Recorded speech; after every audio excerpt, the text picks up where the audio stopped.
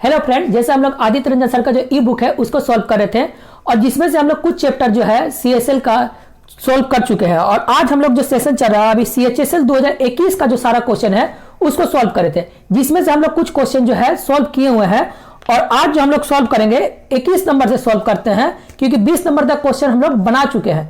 तो चलिए देखते हैं 21 नंबर क्वेश्चन क्या बोलता है। भाई गीता ने 30% अंक प्राप्त करता है और वो 50 अंक से फेल हो जाता है। यानी कोई गीता नाम का कोई व्यक्ति है जो बोलता है कि हम कोई एग्जाम दिए हैं जिसमें से बोले 30% हम लेके आते हैं और वो बोलता है कि जितना हम पास था उसमें से हम और यदि हम कितना नंबर लेके आते हैं तो हम 50 नंबर यदि और लेके आते हैं तो हम क्या होते, पास हो जाते हैं। यहां तक क्लियर हो गया। अब बोल रहा कि उसी एग्जाम में कोई संदीप नाम का कोई व्यक्ति बैठता है और ये बोल रहा है कि हम जो है जितना पास था उससे हम 45% अंक लेके आते हैं और बोल रहा है कि जितना पास था उससे हम ज्यादा लेके आए हैं। यानी बोल सकते हैं माइनस कितना नंबर ज्यादा लेके आया है तो 25 नंबर हम ज्यादा लेके आते हैं। यानी पास होने के लिए उसको बोल सकते हैं कि ये पास से ज्यादा लेके आया है 25 नंबर। अब देखिए यहां से क्या मेरा होगा, तो देखिए सबसे पहले आप एक बार और थोड़ा आपको कंसेप्ट पढ़ा देते हैं कि मान लेते हैं आप कोई एग्जाम में बैठते हैं जिसमें से आप 30% लेके आते हैं और बोले कि यदि हम 50 नंबर और लेके आते हैं तो हम पास हो जाते हैं। और बोला हम वही एग्जाम बैठते हैं और हम बोलते हैं कि हम 45% अंक लेके आए हैं और जो भी पास था यानी जो भी आपका जो पास था उससे हम क्या बोले कि हम 25 नंबर ज्यादा लेके आए हैं। तो हम क्या कर सकते हैं, यानी दोनों को बराबर करना है, यानी आपका और मेरा यदि बराबर करना है तो यानी आपसे हम कितना पास होने के लिए आते हैं, ज्यादा ले आ रहे 25 नंबर। अब देखिए यहां से हम क्लियर कर देते हैं आपको कि 30% यदि वहां गया यानी 45% वहां गया, 30 तो हो गया माइनस। अब ये देखिए 25 यदि यहां आया तो क्या हो गया आपको, यानी यहां आया तो क्या 50 प्लस 25। अब इसको जोड़ेंगे तो कितना आ गया, तो 75 नंबर बराबर लिख सकते हैं हम 15%। यहां तक क्लियर हो गया। 75 नंबर बराबर लिख सकते हैं 15 नंबर। तो पूछा क्या है, कोई इसी एग्जाम में कोई और व्यक्ति बैठता है जिसका नाम है बीमल, ठीक है। अब बीमल बोलता है कि इसी एग्जाम में हम 64% लेके आए हैं। यानी वो जो है इसी एग्जाम में कितना लेके आया है तो 64% लेके आया, तो 64% बराबर कितना होगा, क्रॉस कर दीजिए तो आपका आया कितना, देखिए 64 गुना 75 भागा 15, 15 से काटे इसको कितना बार है, 15 चौके 60, 15 पचे 75 और 4 पचे 20 होता है। अब 6 35 और 2 32, यानी बीमल का जो अंक है वो कितना है 320।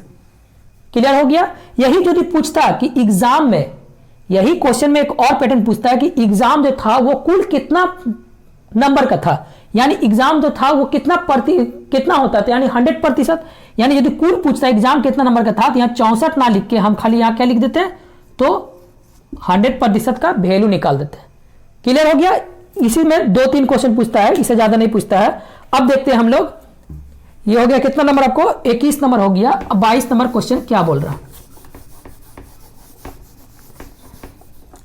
देखिए 22 नंबर जो क्वेश्चन है आपको वो बोल रहा है, 22 नंबर का कुछ नहीं है, खाली कैलकुलेशन है आपको, ठीक है। चलिए हम कर भी देते हैं।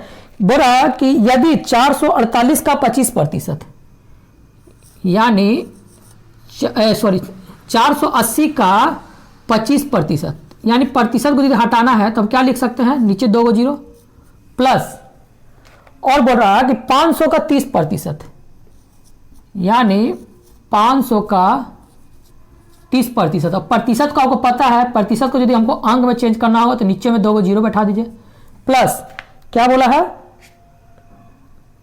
90 का x%, यानी 90 का x%, प्रतिशत को हटाने के लिए 0 बराबर क्या दिया हुआ है 900 का 35%, यानी 900 का 35%। प्रतिशत को हटाने के लिए 2 जीरो, बस इसको कुछ नहीं, आप कैलकुलेशन कर लीजिए। आपको इसको काटेंगे तो 4 बार में इसको गुना करेंगे तो काटेंगे तो क्या 4 1 4, 4 दूनी 8, यानी 120 आया है, प्लस इसको 2 जीरो कट गया, यानी कितना हो गया 2 जीरो कट गया, यानी 5 तिया 15, इसको जोड़े गुना करेंगे तो क्या आएगा, तो इसको आप एक काम करिए, ऐसे कर लीजिए, 1 0 काट दीजिए, यानी 9x बटा 10 बराबर 35 इंटू 9 करेंगे कितना, तो 9 पचे 45 के 5 हाथ में बचा 4, 9 3 27 और 27 और 4 होता आपको 31। यही है, बस अब इसको जोड़ घटा गुना कर लीजिए, यानी लिख सकते हैं इसको कितना 120 प्लस 150, यानी ऐसे आप लिख सकते हैं 9x बराबर 120 प्लस 150 कितना हो गया, तो 120 प्लस 150 होता है 270 माइनस 270। इसको एक काम करिए, ज़्यादा है तो अभी इसको हटा रखते हैं, लास्ट में एक 0 बैठा देंगे सॉरी। अब देखिए यहाँ है क्या है, x का वैल्यू यदि निकालेंगे तो ये कितना आ गया आपको, तो ये आ गया 5 और ये हो गया मेरे कितना 11 में से 7 गया तो 4 हो गया, यानी 9, यानी क्या होगा, तो x का वैल्यू मेरे पास आया कितना 5 और हम एगो 10 जो छुपा के रखे थे लास्ट में एगो 0, यानी x का वैल्यू में कितना गया 50। चलिए अब देखते हैं 23 नंबर क्वेश्चन। देखिए 23 नंबर भी कैलकुलेशन वाला ही है, ठीक है।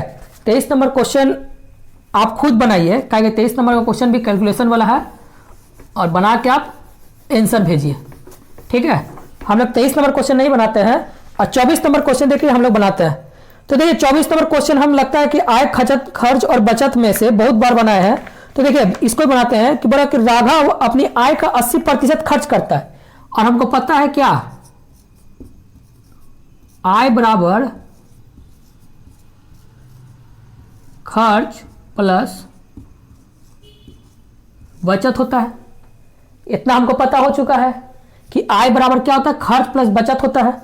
अब बोल रहा है कि राघव अपनी आय का 80% खर्च करता है, यानी खर्च कर रहा मान लेते 80%, उसका आय था मान ले 100%, तो बोल सकते हैं वो बचत कितना करता होगा, तो आप आराम से बोल सकते हैं कि 20% उसका बचत होता होगा। यहां तक क्लियर हो गया। अब बोल रहा कि उसकी आय में 12% का वृद्धि हुआ, यानी आय जो था इसमें क्या हुआ 12% का वृद्धि हो गया, ठीक है। बोल रहा कि 12% का वृद्धि हुआ, और बोल रहा कि जो खर्च है वो 17.5% का वृद्धि हुआ, यानी खर्च जो है इसका जो है 17.5% का हुआ, यानी 80 का यदि 17.5 निकालेंगे तो आप आराम से निकाल सकते हैं कितना होगा, तो 14। इसको एक काम करते हैं, प्रतिशत का जगह डायरेक्ट हम नंबर पर खेलते हैं, यानी मान लेते हैं कि उसका जो आय था 100 रुपया था, वो 80 रुपया खर्च करता था, बचाता था कितना, तो 20 रुपया बचाता था। अब उसका आय में जो है 12% का वृद्धि हुआ, यानी 100 रुपया था, अभी उसका बढ़ के हो गया कितना इनकम, तो उसका बढ़ा कितना 12 रुपया, और खर्च जो है उसका 17.5% का वृद्धि हुआ, यानी पहले 80 रुपया जो खर्च करता था अभी कितना करता है, तो 14 रुपया। तो आप देखिए आपका जो आय था वो बढ़ा कितना 12 रुपया, लेकिन खर्च आपको क्या करे 14 रुपया। तो आपको बताइए कि जो बचत है वो कम होगा कि बढ़ेगा, तो आपको पता है कि हाँ भाई मेरा इनकम हुआ क्या 12 रुपया और खर्च हम कर रहे हैं 14 रुपया, तो मेरा जाहिर सी बात है जो भी बचाते थे उससे हमको और माइनस करने होगा कितना 2 रुपया। यहां तक क्लियर। अब देखिए इसी का परसेंट पूछा है, तो लिख सकते हैं कि बचत जो है कितना प्रतिशत घटा, तो आप बोल सकते हैं आराम से घटा 2 रुपया, किस पर 20 पर, यानी 20 बराबर 100%, तो 2 बराबर कितना प्रतिशत, तो आपको पता होना चाहिए कि 10% आंसर। समझ में है। चलिए अब हम लोग देखते हैं 24 नंबर भी हो गया, 25 नंबर का क्वेश्चन हम लोग देखते हैं क्या बोल रहा है।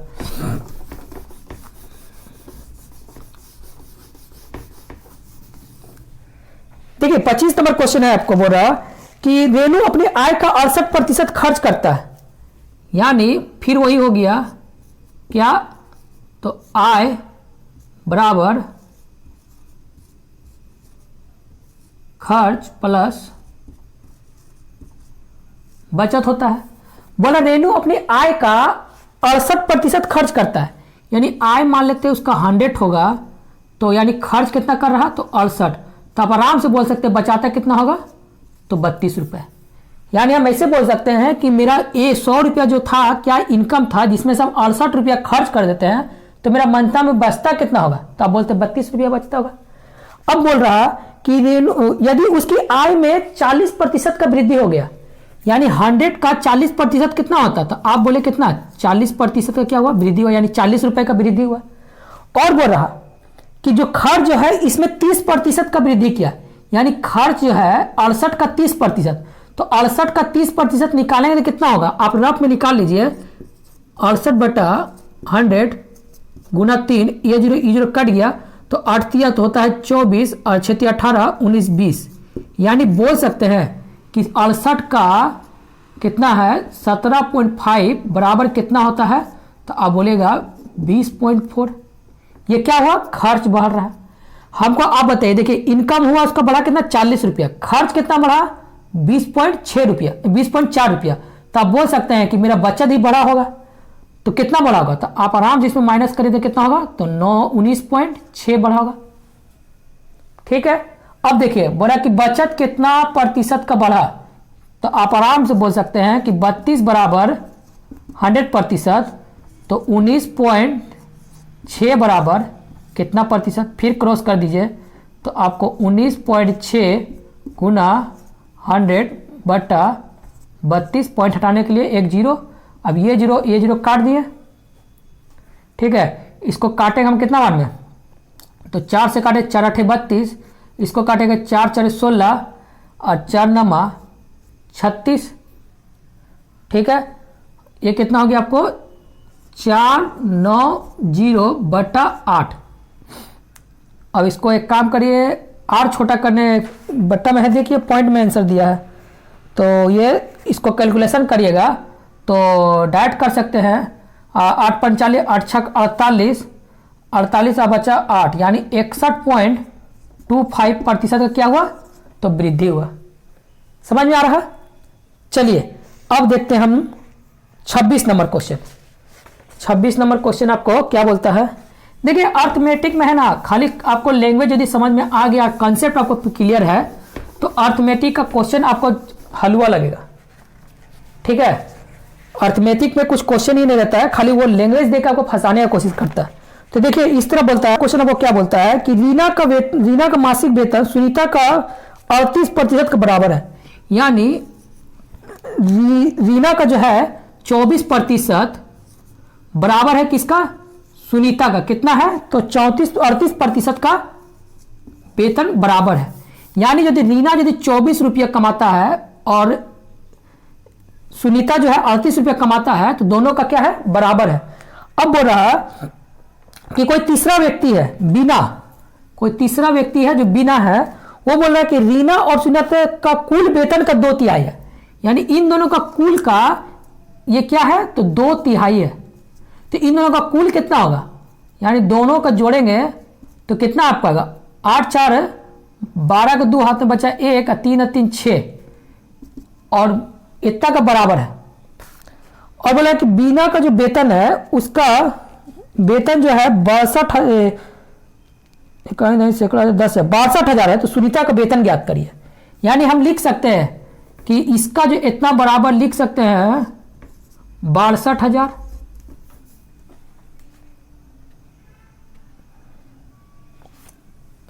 7 3 10, हाँ ठीक है, यानी 62,000 लिख सकते हैं। अब देखिए इसको काटेंगे तो क्या होगा, तो आप ऐसे काट सकते हैं, इसको काटे आप कितना बार में,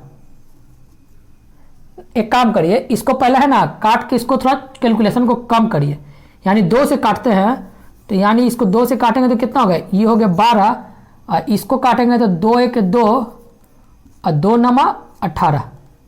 यहाँ तक क्लियर हो गया। इसको रुकिए एक मिनट। अब देखिए हमेशा आपको याद रखिएगा, यदि बराबर कभी 2 व्यक्ति हो और उसका अनुपात निकालना हो तो हमेशा क्रॉस कर दीजिए, यानी 19:12।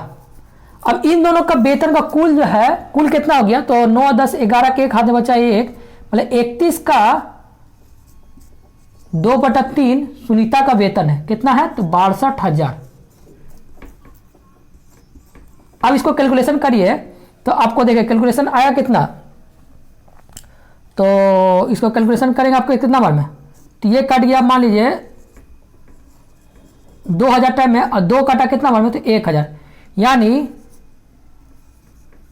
3000 बराबर 1, तो पूछा क्या, सुनीता का वैल्यू यानी 12 बराबर कितना आएगा, तो कितना आएगा, तो 12 या 36 पर 3 आंसर। ठीक है, 27 नंबर हो गया। अब देखिए 28 नंबर क्वेश्चन क्या बोलता है आपको।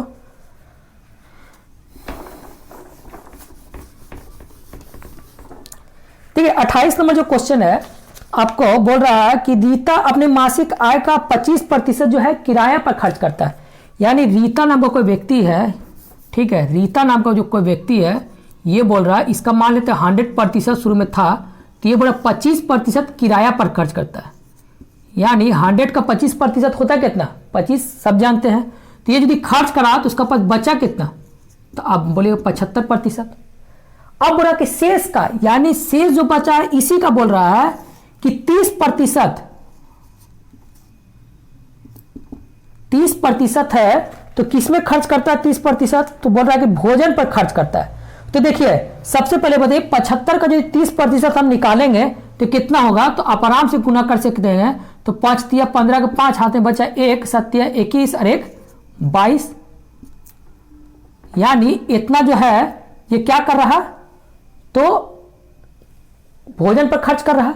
तो 75 में से यदि हम इसको माइनस करते हैं 22.5, तो बचा आपको कितना, तो इसको माइनस करेंगे तो कितना आएगा, तो 52.5%। अब इसी का वैल्यू मेरे पास कितना दिया हुआ है कि उसका पास जो मासिक बचत है, यानी 52.5% को जो बचत है वो कितना आपको, तो 52,500 रुपए इसी का दिया हुआ है।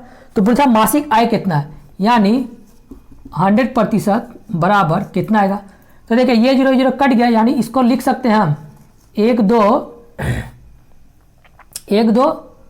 3 4, यानी उसका मासिक जो वेतन है कैलकुलेशन करने पर आएगा कितना, तो 10,000 रुपया। अब देखिए 29 नंबर क्वेश्चन आपको क्या बोलता है।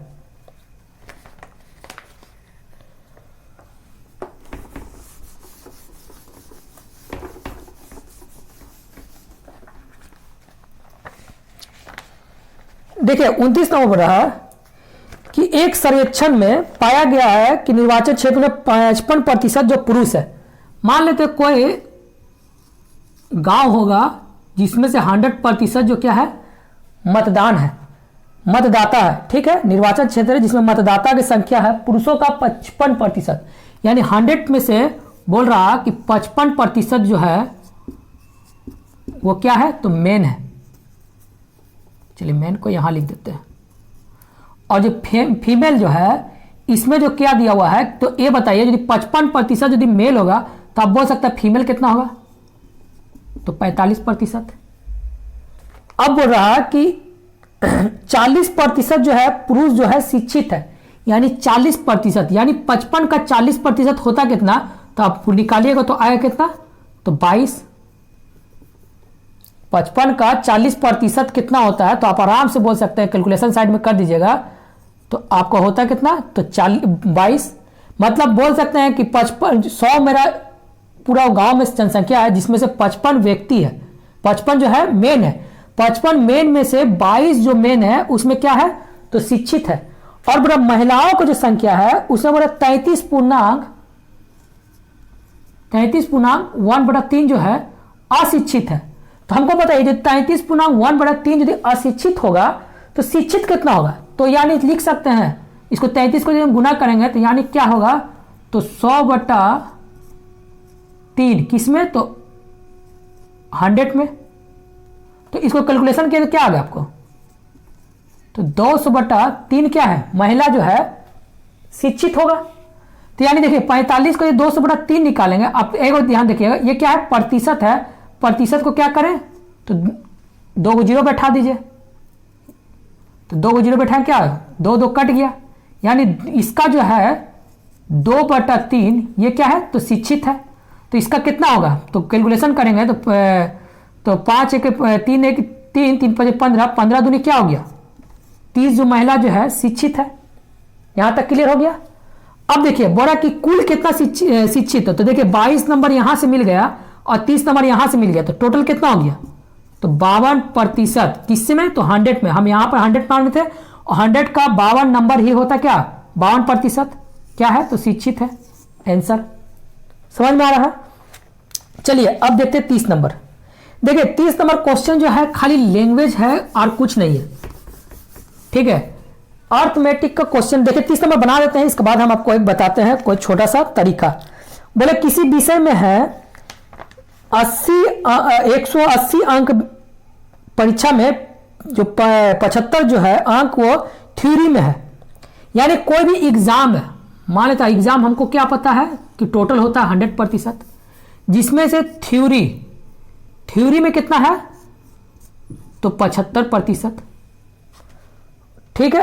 और यदि थ्योरी में यदि 75% है तो शेष प्रोजेक्ट में कितना होगा, तो आप बोलेगा आराम से कि शेष प्रोजेक्ट में हमको 25% होगा। अब देखिए यहां से बोल रहा कि बीना नाम का कोई व्यक्ति है जो थ्योरी में जो है 60% लेके आता है, यानी 75% में, यानी 75% का 60% निकालेंगे तो कितना आएगा, यानी 75 नंबर। मान लेते हैं 100 मेरा क्वेश्चन था कोई, जिसमें से 75 नंबर क्या है थ्योरी में है, 25 नंबर क्या है प्रैक्टिकल में है। और बोला कि 75 में 60% जो है बिना लेके आता है किसमें, थ्योरी में। तो 75 का 60% आपको होगा कितना, तो आप 75 को यदि 60% निकालेंगे तो आप निकाल लीजिए 75 का 60%, देखिए आप सीधा निकालिए 75 का 60%, यानी 25 चौके 100, 25 तिया 75, इससे काटेंगे कितना 4 के 4, 4 तिया 12, 15 तिया कितना हो गया तो 45। यहां तक क्लियर हो गया। यानी थ्योरी में जो है 75 नंबर में से वो 45 नंबर लेके आ चुका है, कौन, तो बीना। और वो बोल रहा कि कुल जो है इसमें से उसको कितना चाहिए, तो आप बोल रहा 62% चाहिए, यानी 100 का 62 नंबर ही होता क्या 62%। अब देखिए ये जो बीना यदि है बोला थ्योरी में यदि 45 नंबर लेके आ गए और हमको चाहिए कितना 62 नंबर, तो बोल सकते हैं प्रैक्टिकल में कितना उसको चाहिए, तो मात्र 17 नंबर। यहां तक क्लियर हो गया। अब देखिए डायरेक्ट पूछा क्या है कि इसका ये कितना प्रतिशत लाना होगा, यानी 25 नंबर में से 17 नंबर लेके आना है उसको, तो परसेंट में चेंज करने क्या होगा, तो 25 बराबर 100%, तो 17 बराबर क्या होता है, तो 4 होगा, उधर 4 से काटेंगे, 4 बराबर 17 चौके होता है कितना, 17 चौके 68%। समझ में आ रहा, ठीक है। देखिए खाली क्या होता है ना अर्थमेटिक में, आपको क्या है ये क्वेश्चन में क्या होता है कि यदि हम अभी अंक निकालते, हमसे पूछा क्या है प्रतिशत में जो पूछा है, तो हम डायरेक्ट प्रतिशत को लेकर चलते हैं। हम अंक काहे लेंगे, अंक यदि हम लेंगे तो कैलकुलेशन मेरा और ज्यादा पड़ेगा। तो इसको ज्यादा कैलकुलेशन बचने के लिए आपको प्रैक्टिस करना होगा कि कहां हमको अंक लेना है, कहां हम प्रतिशत से लेके खेलेंगे। काहे कि जो अंक लेते हैं तो फिर मेरा क्या होता है, एक बार अंक लेके बनाते हैं, फिर प्रतिशत निकालते हैं, फिर हमको चेंज होता है। तो यही टाइम है, यही एग्जाम में आपको बताते हैं कि बार बार बोलते हैं कि देखिए प्रैक्टिस करते रहिए। प्रैक्टिस करने से क्या होगा कि आपको पता चल जाएगा, कॉन्सेप्ट पता चल जाएगा कि हमको कहां पर क्या करना है, वही आपको है। काहे कि आपको 9, 10 का तो एग्जाम दे नहीं रहे हैं, जो आपको पूरा फॉर्मूला आपको बताना होगा कि हाँ भाई ऐसे आया तो ऐसे आया। एग्जामिनर खाली एग्जाम में जाकर जो टिक भी ऐसे कर दीजिएगा ना, तो एग्जामिनर आपको आकर नहीं पूछेगा कि आप सही है तो कैसे किए। तो बस यही आपको बता रहे, कॉन्सेप्ट आपको क्लियर हो और खाली आपको पता रहना चाहिए कि कहां हम कम कैलकुलेशन करें। बस अर्थमेटिक में क्या है ना कि आपको अर्थमेटिक में बस एक बित्ता का क्वेश्चन दे के लंबा सा, वो खाली आपको डराता है एग्जामिनर कि आपको टाइम को कहां आपको खराब करे। तो वैसे खराब होने से हमको बचना है।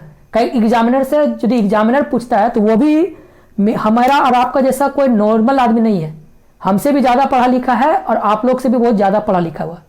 तो इसीलिए वो एग्जामिनर आपको है ऐसा क्वेश्चन डालेगा 2-5 गो, ताकि आप कैलकुलेशन में फंसा हुआ रहे।